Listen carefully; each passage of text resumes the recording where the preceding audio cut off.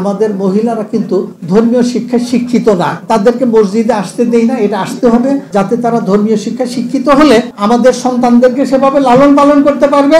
International institute of Al Quran research and learning বাংলাদেশের আয়োজনে 30 August 2025 জাতীয় প্রেস ক্লাব ঢাকায় বাংলাদেশের মসজিদ ভিত্তিক গ্রাম এবং সমাজ উন্নয়ন সমস্যা ও সম্ভাবনা বিষয়ে গোল টেবিল আলোচনা অনুষ্ঠিত হয়।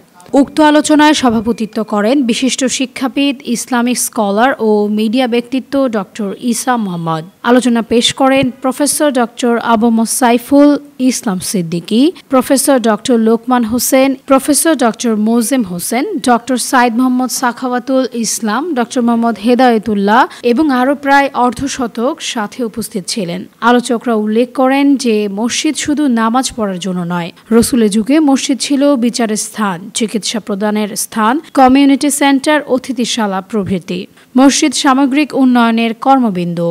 মসজিদকে সমাজ উন্নয়নের কেন্দ্রবিন্দুতে পরিণত করতে হবে। বক্তারা আরও মনে করেন মসজিদ হবে নেতৃত্বের প্রধান প্রতিষ্ঠান, সমাজ সংস্কারের পরামর্শস্থল, শিশুদের ও বয়স্কদের পাঠশালা, জ্ঞান চর্চার সূতিকাগার, মুসলিম ভ্রাতৃত্বের কেন্দ্রস্থল, জনকল্যাণমূলক সংস্থা। প্রতিটি মসজিদে থাকবে মহিলাদের নামাজের ব্যবস্থা, মসজিদে প্রাথমিক প্রতিবিধান দেওয়া ও প্রভৃতি সুন্দর কাজের কেন্দ্রবিন্দু।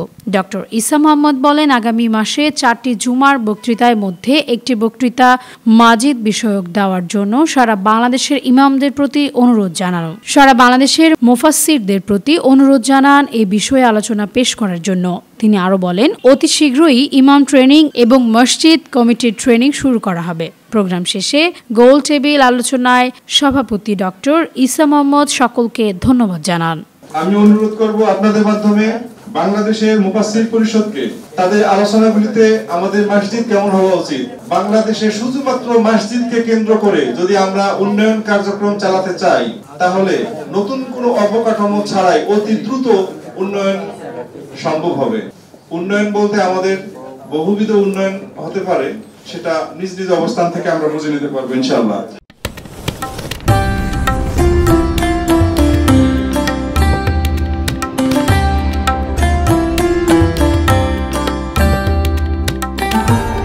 এমই টিভি, স্বাধীন বাংলার স্বাধীন কণ্ঠ।